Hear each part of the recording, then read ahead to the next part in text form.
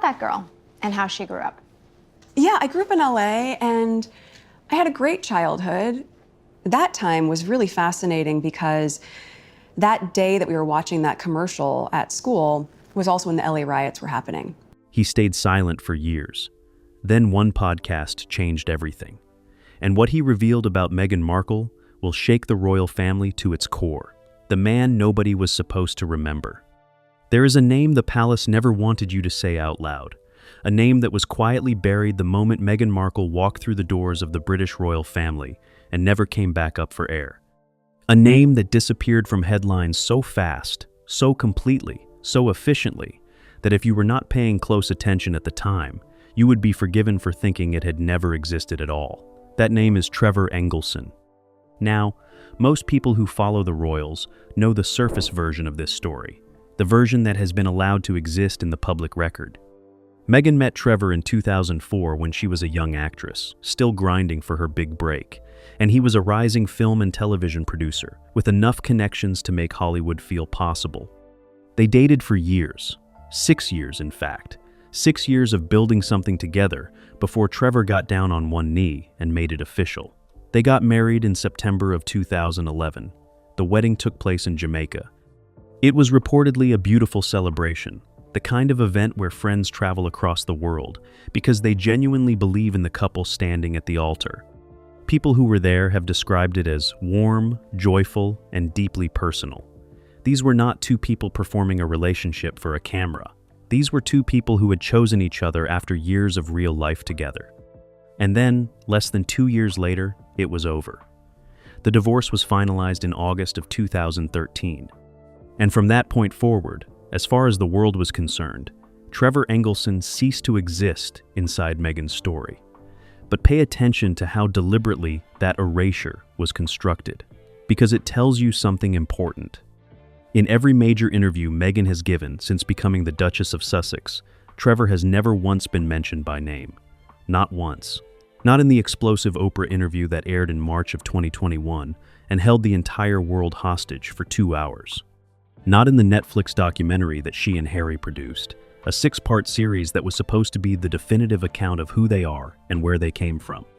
Not in Harry's memoir, Spare, which ran to nearly 400 pages and somehow found room to describe, in specific anatomical detail, a frostbite incident involving a very private part of his body, but could not locate a single sentence for the man Meghan was legally married to for the better part of 2 years. That absence is not accidental. People do not accidentally omit their first husband from 400 pages of memoir. Silences like that are not oversights. Silences like that are engineered. Trevor Engelson is not a man without standing. He is a legitimate player in Hollywood. He produced the hugely successful film Horrible Bosses. He has worked consistently across film and television for over 2 decades. He has credits, connections, and a reputation in an industry where reputation is the only currency that matters. He is not a footnote. He is not an embarrassment. He is not the kind of figure you forget to mention because he is too small to matter. And yet, in the official Sussex narrative, the story that Harry and Meghan have told the world about themselves, their love, and their truth, Trevor Engelson has been treated with the same care one gives a family secret. He exists in the margins, never the center. People who know Trevor personally have said for years that he chose silence out of dignity, that he had moved forward with his life in a real and meaningful way. He remarried in 2019, a woman named Tracy Kurland. They have children. He is, by all observable accounts, a man who built something good after something painful, and had absolutely no desire to be pulled back into the relentless circus that follows Harry and Meghan, like a cloud that never fully passes. For years, that held. For years, Trevor Engelson was the man nobody could reach, the man who would not bite, the man who had made his peace and kept his mouth shut while the world speculated around him. And then, in the opening months of 2025, something shifted. Nobody in the royal press corps saw it coming. Nobody in the Sussex camp appeared to anticipate it. Trevor Engelson sat down for a podcast interview. And from the very first hint of what was coming, it became clear that the man who had said nothing for over a decade had decided, finally, that he had something the world needed to hear. The question that nobody could quite answer was this: what pushed him to finally speak? And more pressingly, what exactly did he say that had royal insiders and Sussex advisors quietly, frantically, trying to figure out how to respond? The podcast that opened Pandora's box. The podcast was not a royal gossip program. That is the single most important thing you need to understand before anything else. It was not a hit piece arranged by palace enemies. It was not a tabloid operation dressed up in a ring light and a microphone. It was not one of those shows where disgruntled former associates gather to weaponize old grievances. It was a long-form conversation show built specifically for the entertainment industry, the kind of program where producers, directors, and writers talk about craft, about survival, about what it actually costs to build a career in the most brutal creative industry on earth. Trevor was invited as a guest because of his body of work, his production credits, his experience navigating Hollywood over 2 decades. That was the pitch, that was the premise, and that was how it was announced to anyone paying attention. Nobody waved a red flag, nobody sent a warning. Nobody in the Sussex orbit, as far as can be determined, made any attempt to reach out to the producers beforehand. Why would they? This was supposed to be a conversation about film. The first 40 minutes delivered exactly that. Trevor was engaged, thoughtful, and entirely professional. He talked about the projects that had defined his career. He talked about the business of getting films made, about the gap between having a good idea and actually seeing it through to production, about the particular kind of resilience you need to survive repeated rejection in an industry that treats rejection like a sport. He was the kind of guest who makes a podcast host feel like they have done their job well, relaxed, articulate, warm. And then the host asked a question about resilience on a more personal level. It was the kind of question that sounds casual but is actually a well-placed door. What is the hardest thing you have ever had to walk through, professionally or personally, and come out the other side still standing? Open-ended, generous. The sort of question that gives a guest every opportunity to stay surface level if they want to talk about a failed project, a difficult deal, a moment of professional doubt, safe ground, easy ground. Trevor did not take the easy ground. He paused. Not the polite performative pause of someone gathering their thoughts. A longer pause. The kind of pause that fills a room.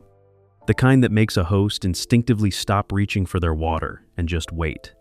And in that pause, something shifted in the energy of the conversation.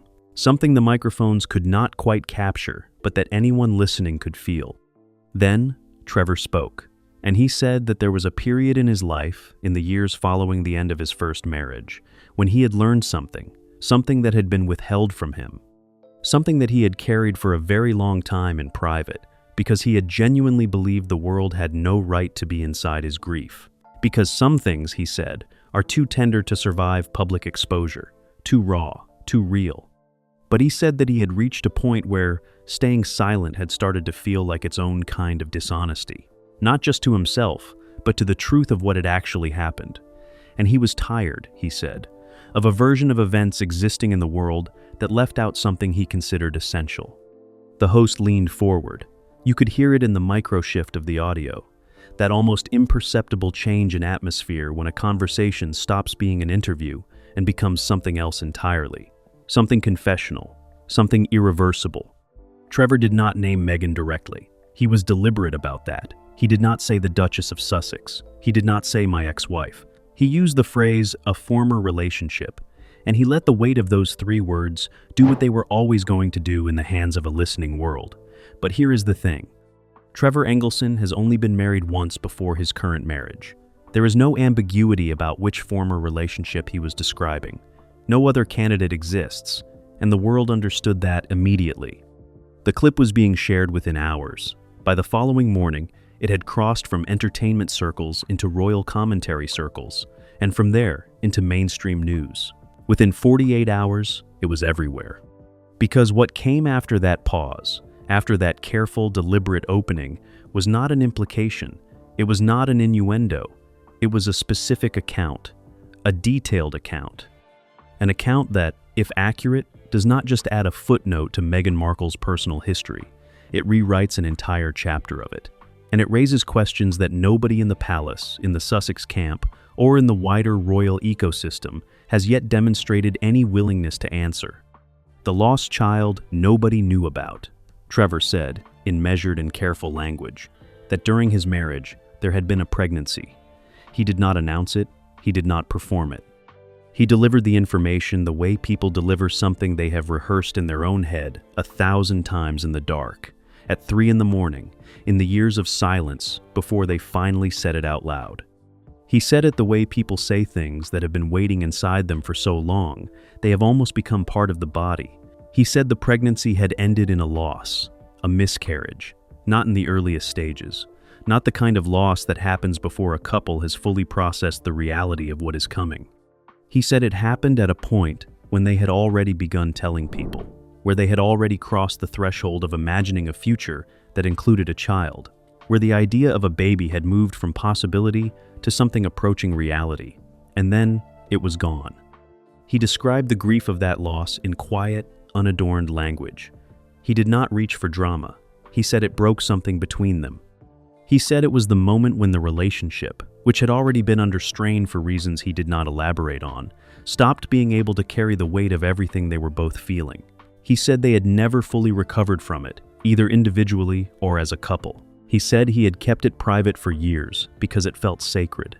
Because miscarriage is already among the most isolating experiences two people can endure together, even in the healthiest and most supportive of circumstances. And to go through it in a relationship that was already straining, already beginning to show its fractures, was to do so without the stability that might have made it survivable as a partnership. He said he had no desire to turn something that painful into a public spectacle, and so he had said nothing. For years, he had said absolutely nothing. But then he said something that the host did not immediately chase, but that the listening world caught and held and turned over in their hands for days.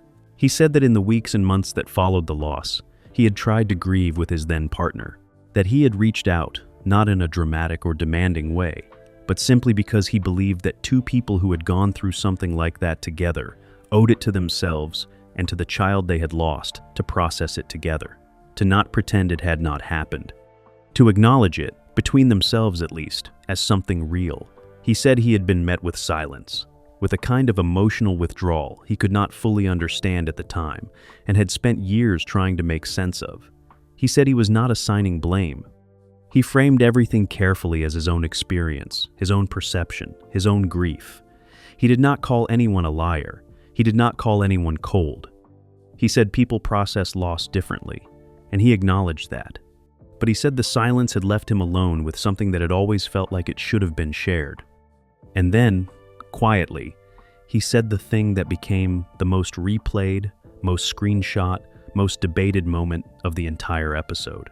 He said he sometimes wondered whether the people who had entered his former partner's life after him had ever been told about this. Whether the full accounting of her history, the version she had shared with those closest to her, included this chapter. Whether the story she had built her identity around, the story of radical honesty and unflinching truth-telling, had room in it for the child they had lost together. He said he was not angry. He said that clearly. He said he had found peace, but he said that a lost child does not stop existing because it is inconvenient. That grief does not dissolve because a narrative has moved on. That somewhere in the honest telling of a life, it deserves to be acknowledged. Then, with an ease that was almost more unsettling than the revelation itself, he changed the subject, moved to a film project he was excited about, left the entire confession sitting in the middle of the conversation like a door that had been opened and could not, under any circumstances, be closed again. The internet did not move on. The internet never moves on from something like this. It went looking, and what it found made the whole thing considerably more complicated. Meghan's hidden timeline. The moment the podcast clip began to circulate beyond its original audience, royal watchers, independent researchers, and dedicated timeline analysts did what they always do when a new piece of information enters the royal puzzle. They pulled out the records, they mapped the dates, they started cross-referencing everything that was known against everything Trevor had just introduced. Meghan and Trevor were married in September of 2011. Their divorce was finalized in August of 2013. That is a window of roughly 22 months as a married couple. What happened inside those 22 months has always been treated by the public record as a closed and private chapter, irrelevant to the story of the Duchess of Sussex. A footnote, a past relationship that ended and was not worth further examination. Trevor's account, if accurate, suggests that at least one profoundly significant thing happened inside that window.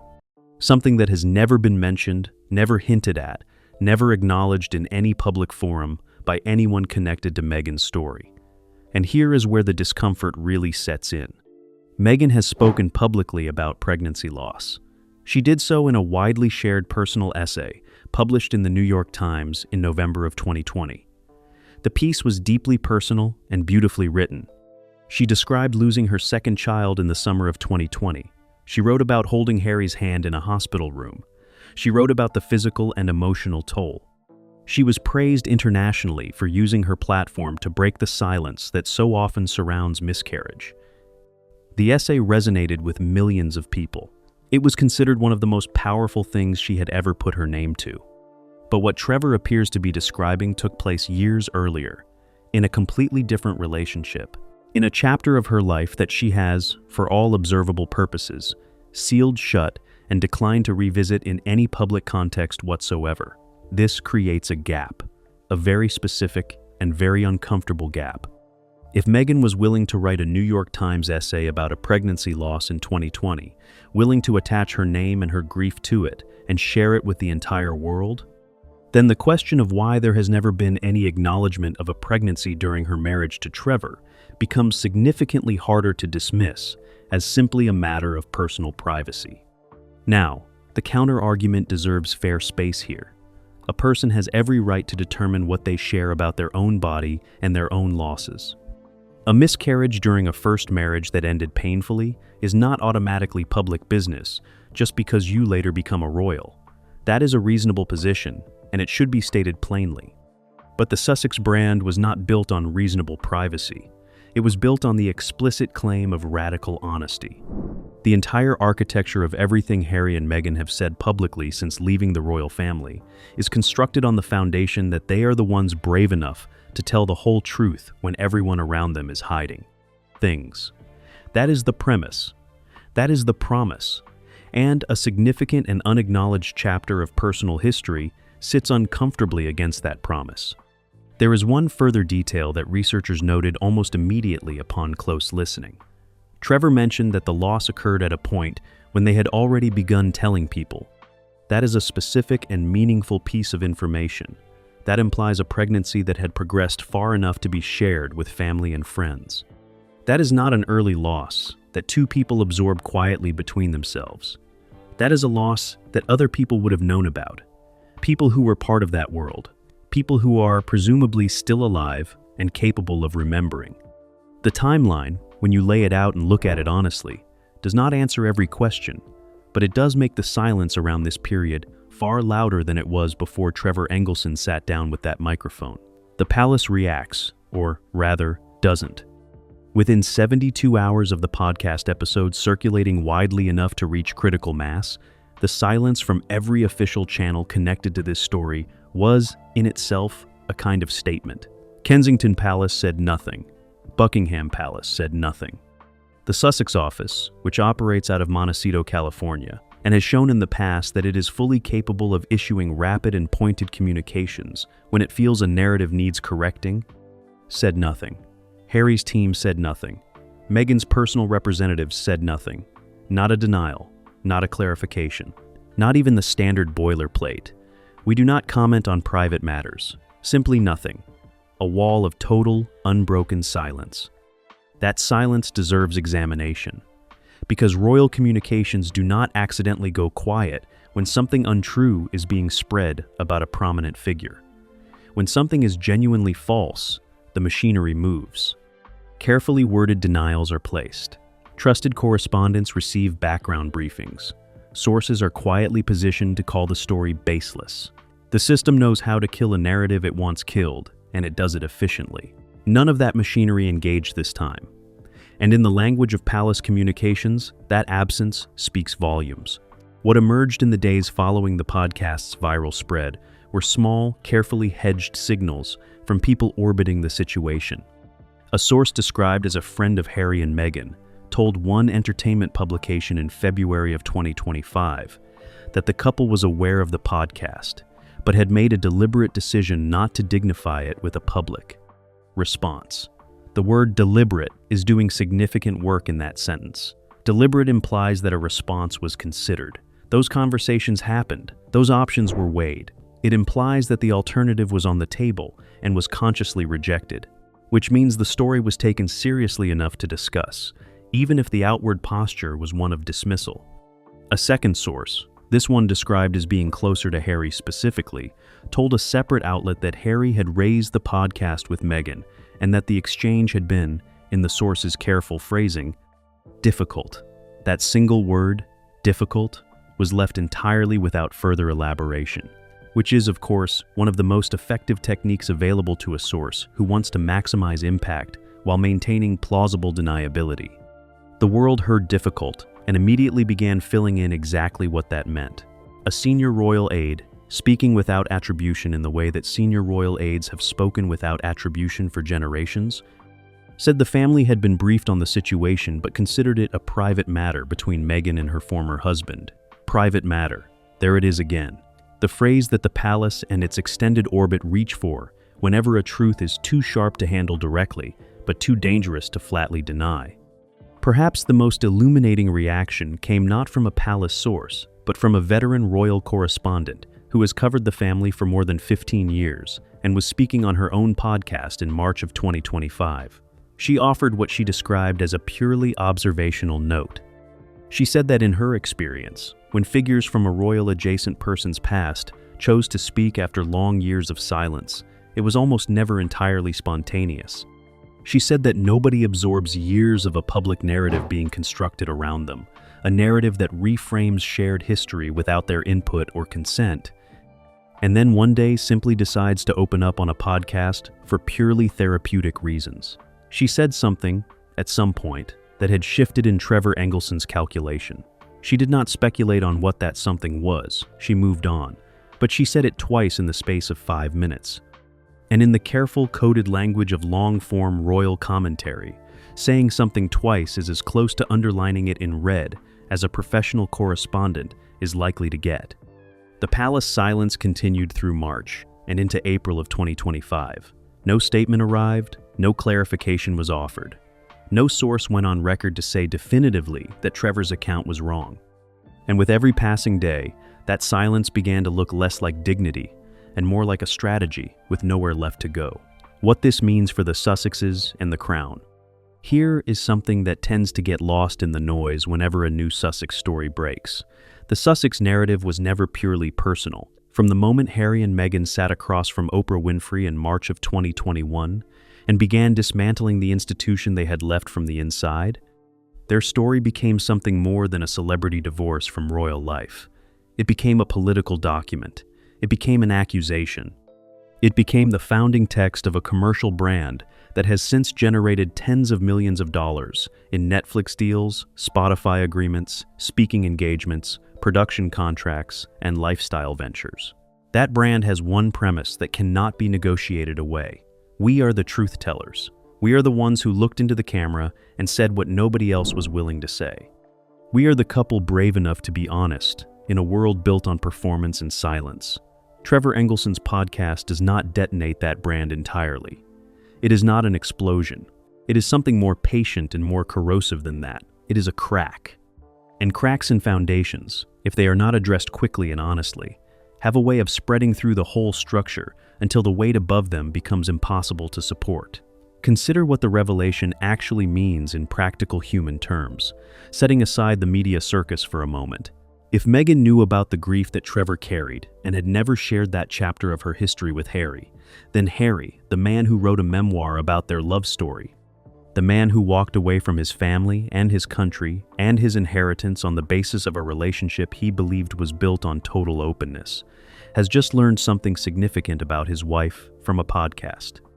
Not from a conversation, not from a quiet evening at home, from a podcast that had already gone viral before anyone in his household could prepare him for it. That is one kind of problem. It is a private problem, a marital problem, the kind that plays out behind closed doors and never needs to involve the rest of the world. But there is a second kind of problem, sitting right behind it, and it is considerably harder to contain. If this story is true, then the version of Meghan's history that has been offered to the world over years of interviews, documentaries, essays, and public statements is, in a meaningful way, incomplete. Not incomplete because Meghan chose to protect her privacy, which would be understandable and defensible. Incomplete because the framework she has constructed her public identity around, the framework of radical and total honesty, does not have room for a chapter she appears to have omitted. That is the kind of contradiction that journalists do not let go of. That is the kind of gap that people who have spent years being asked to simply trust the Sussex account begin to hold up to the light and examine. The timing of the podcast's emergence made everything worse. It arrived at a moment when Meghan was actively attempting to rebuild her public image after several years of decidedly mixed reception. She had launched a new lifestyle brand. She was pivoting toward a warmer, softer, more aspirational public persona. The infrastructure for a relaunch was in place. And then Trevor Engelson opened his mouth on a podcast that nobody had flagged as dangerous, and the relaunch had to begin competing with a story it could not openly address without making the situation considerably worse. For the royal family proper, the calculation is different, but no less uncomfortable. The institution has spent the better part of 2 years trying to move beyond the Sussex chapter. King Charles has been managing a serious illness while simultaneously attempting to modernize and stabilize the monarchy. Prince William and Princess Catherine have been working to re-establish themselves as the steady center of the institution, particularly after Catherine's own deeply difficult health journey in 2024. The palace wants the Sussex story to be in the past tense, settled. What Trevor Engelson has done, perhaps without fully intending to, is to ensure that the Sussex story remains very much in the present tense. Because any story about Meghan pulls Harry back into the frame. And any story about Harry reminds the public of the accusations he made against his family. And any reminder of those accusations destabilizes the careful, patient work of repair and repositioning that the institution has been undertaking ever since the doors closed behind the Duke and Duchess of Sussex. And underneath all of it, underneath the brand calculations and the palace politics and the media strategy and the public relations machinery, there is a human story. A story about 2 young people who got married in Jamaica, surrounded by friends who believed in them, who went through something devastating together, and who could not survive it as a couple. A pregnancy that ended. A grief that was real. A child that existed, however briefly, and then did not. That part of the story does not belong to the tabloids. It does not belong to the palace. It does not belong to the Sussex brand or its critics. It belongs to the 2 people who live there. Trevor Engelson has chosen to say that it happened. Meghan Markle has chosen, so far, to say nothing. The longer that silence holds, the louder it becomes. And in the court of public opinion, which is the only court that truly governs the Sussex story, a loud silence has almost always served as its own verdict. Trevor Engelson has said what he needed to say. He has carried it long enough. He has put it down in front of the world and walked away. Now the world waits. It watches. And it asks the question that only one person can answer. What does Meghan say next? The lost are never truly gone. Not when someone remembers. Trevor remembered. He spoke carefully, deliberately, and with the weight of years behind every word. Now the silence belongs to Meghan, and the longer it stretches, the more the world fills it with its own conclusions. Truth, once spoken, cannot be unspoken.